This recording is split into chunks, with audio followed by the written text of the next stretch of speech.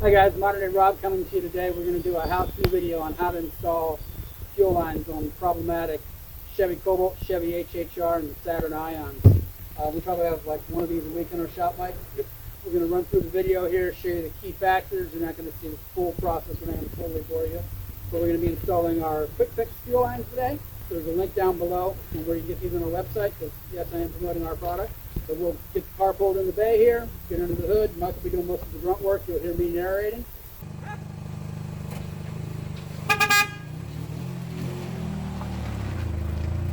Okay guys, we're back in the bay here now. We got the car pulled in. We got all of our tools laid out that we're going to need. There's Mike. How you doing? Here's our fuel lines. Nice little brackets and bolts that come with it. We have a couple different options here because we know people have different tools out there for the quick disconnects. Mike, which one of these do you say is your favorite? I personally like these ones. Okay, so that was the Harbor Freight kit, I think. Yeah, I think we got those at Harbor Freight. We need some side cutters, wrench, a couple screwdrivers, ratchet, socket, real basic tools, and most important, some safety goggles. So now we're going to go over here and get started under the hood. So here's what we're going to do first. Safety goggles. You need to put these on if you wish. Upper intake needs to come off. There is a screw right down here. It's flathead. There's also the mass airflow sensor. I recommend unplugging this first before you forget to do so and end up ripping some wires. Sometimes it sticks. Then you come in here, go ahead and remove this screw, loosen up your hose clamp. There's also one right back here. You'll want to disconnect that one also. Go ahead and do that. Simply pull, lift up. Should come right out. Might be a little hard to lift there because there is some snap clips that we bumped off of there first. I'll show them to you here. Oh yeah, We got these right here on the back. Yep. Just give it a little tug. Just a little tug, it'll come. All right. Secondly, what you want to do is actually disconnect the power to your fuel pump. You come into the fuse panel right here. We've actually located these prior to. It's actually 13 and 19, which will be right up here in the right corner. This is the relay. A lot of times this will shut down power on its own. I'm going to go ahead and pull this fuse also, just precaution, and I really don't want to get sprayed. Put these aside. Lastly, what you want to do, on the front here, you have your Schrader. You want to open this. You want to relieve the pressure in the system. Obviously, you don't want to get sprayed. The way I do this, whether it's correct or not, I literally just cover it, come down in here, give it a little push.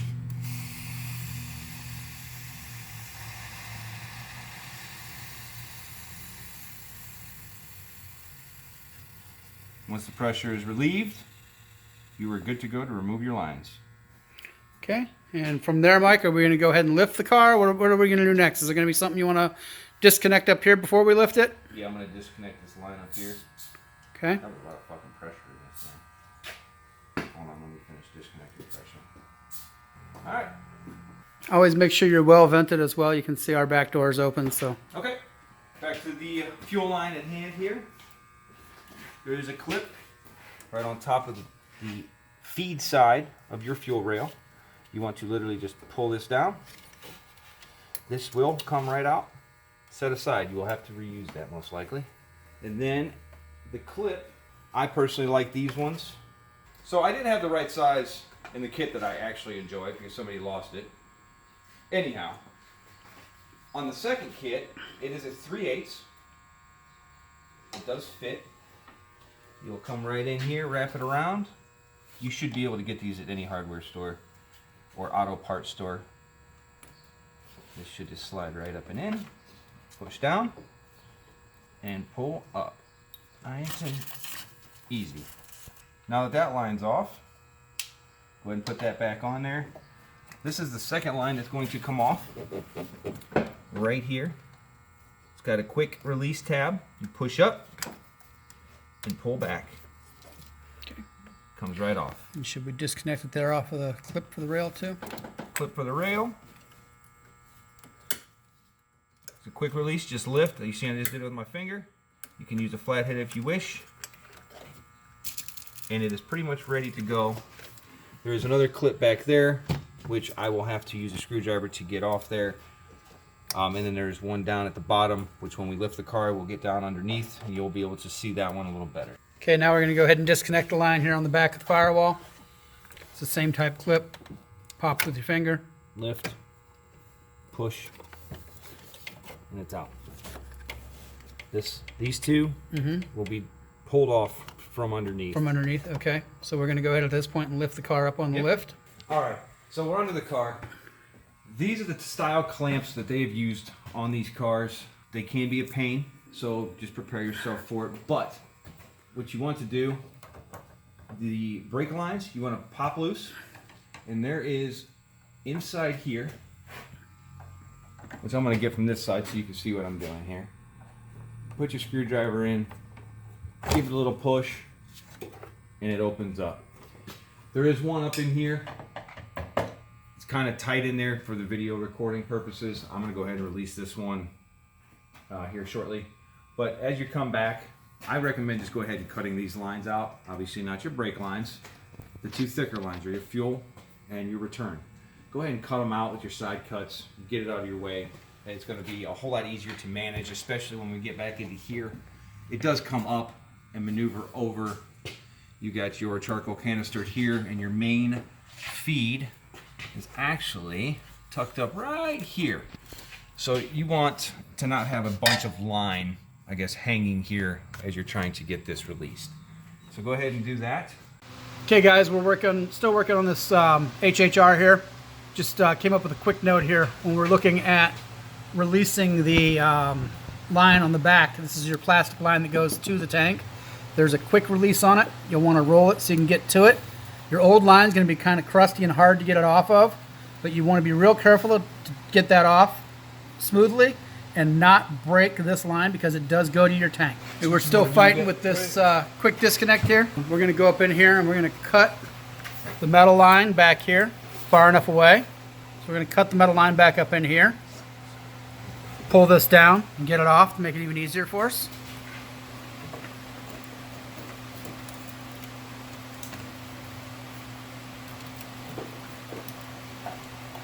It's not gonna come easy.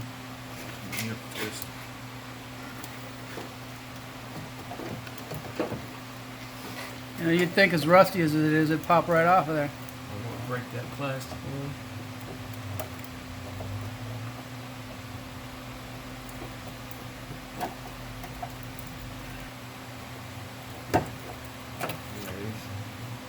Watch yourself with a spray down on you. Yep. When you bring it down. Try and get it out of there. Yep, well, just like that. Now you can see up in it, yep, penetrating. Alright, so now Alex has got that cut. He's going to pull it down where it's nice and easy to get at, push the release, pop the line right out. So much easier to do that way. Once again, be careful, you got some gas coming out from you. And from there, the rest of it, we'll just get the lines the rest of the way out of the way, and we will be back with you with the install. Alright everybody, so we're getting ready to install the lines. I just want to touch a few things with you here real quick. The plastic end and the 45-degree end is actually your motor side. The straight edges, as you can see here and here, go back to the tank. This one's going to go onto the vapor canister. The 3/8 line is actually your feed line. They are different, you can physically tell. They are also marked for easy install. So I'm going to go ahead and start feeding these in and get them clipped in. We'll start with this one. Nothing technical about this. Shove it down in there. Make sure you're close to the firewall so you're not getting tangled up in any wires or anything. Nothing super technical. No, there's a nice opening. Slides right down and in there. I'm going to go ahead and actually snip this one right onto purge valve. And then the tank feed. Going to slide right down in here. There's also a clip that this is going to go into, which I'll show you in a minute. That clip kind of holds it against the firewall there, doesn't it, Mike? Yes. Yeah, it keeps it up out of the way. You don't want it to touch the exhaust or into your steering. You know, hate to blow your fuel line apart. All right. 45-degree. Comes right here. Give it a push. Simple as that. It's locked tight. Now, the clip that holds the fuel. Shouldn't we hook it there to the clip right here first? No, Does it go through that rail? not this one. Well, yeah, I guess this one will. It does. But I want to get this one. Okay. This will spin, twist right off, give it a little yank at the end. There you go. There is a supplied bolt, or nut, I'm sorry. And a clip? And a clip. Should just wrap right around here. Actually, we're going to do it this way.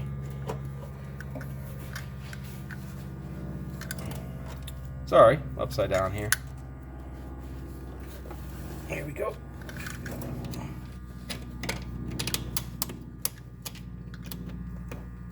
Give it a little bit of a push. And get it started. Okay, you got it started nice. And this will come down. Clamp into place. Then we want to put our safety clip on there, right? Safety clip goes back on. And Alright. top side is pretty much done, minus tightening that down. We're going to go ahead and lift the car once we tighten that. Yep, we'll go ahead and tighten that, lift the car, and we will resume back with our video from there. Alright, now we got the lines underneath the vehicle and brought down. We're going to go ahead and run them to the back and get them set in position before we start tying down everything. You want to make sure it obviously reaches to the back, everything is fine, and you don't want excess sag in any particular place. So we're going to go ahead and do that real quick. Alex, could you give me a hand?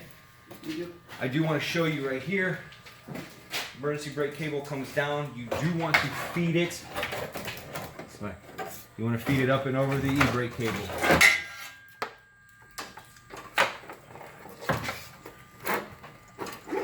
Thank you for catching that before Alex got too far, Mike. And then you feed them up and over the exhaust. You want to put them as close to the factory clips as you can, because there is supplied clips that you're going to be replacing the factories with. You obviously don't want your fuel or vapor lines rubbing your exhaust or dragging the ground for that matter.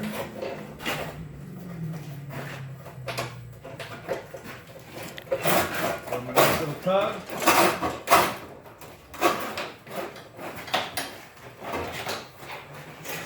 You good?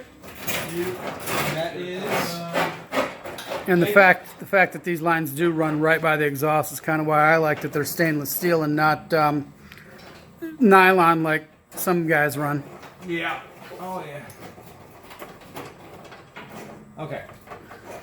So we're kind of right there, right? You got it back, up and over the filler mat. Beautiful. And you just kind of let them sag right there. Okay. We're gonna go ahead and come back up here now that I know everything's ran back. We've already removed these clips. Alex, if you want to show them how to take this clip out, that would be great. Get up in there, pry it out. Just like that. Excellent. Okay. Okay, so now these are the supplied clips that come with it. The smaller bracket is for the brake lines. The larger one is for your new fuel lines. It also comes with nuts and bolts. We'll explain the bolts here in a second. The nuts are stainless steel and they are threaded. Threads are already set.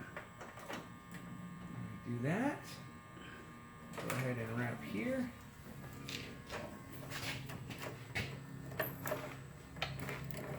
There it is. And push those on. Push those on. Get that started. Looks like your nuts a little cockeyed there, Mike. Yeah.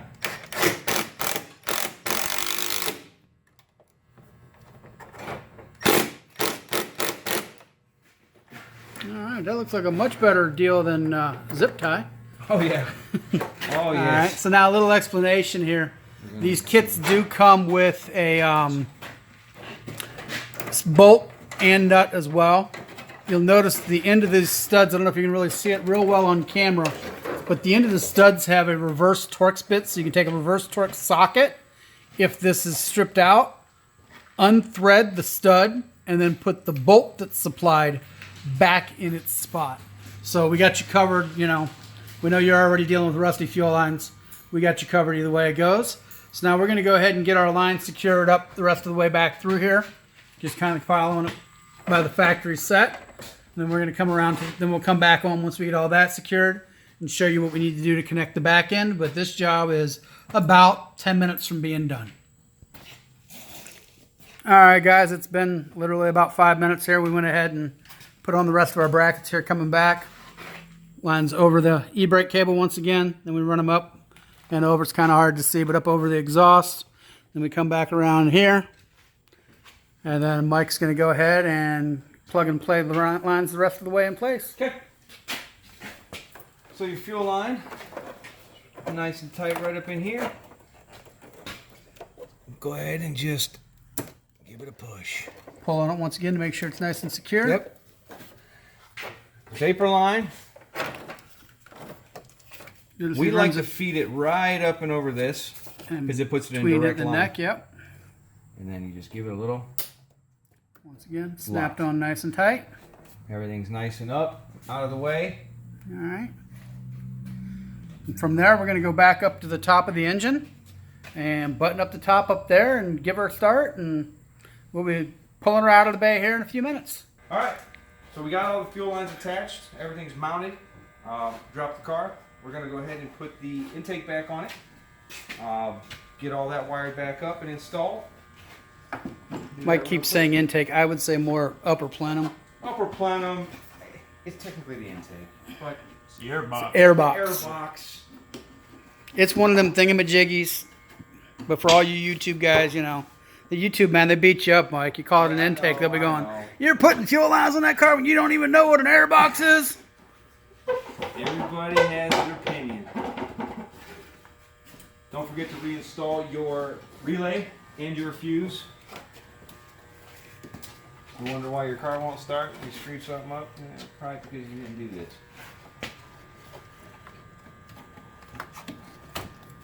Let's go ahead and do that. Put the lid back on it.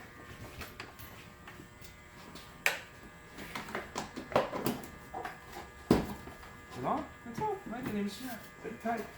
Okay. You get it? Yep. Don't forget to plug back in your mass airflow sensor.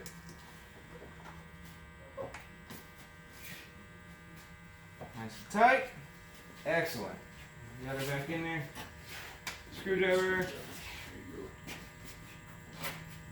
If you have power tools, by all means, they can fit in here. Save a few seconds. More importantly, save your wrist. Yeah. You know, us old guys who've had ours fixed.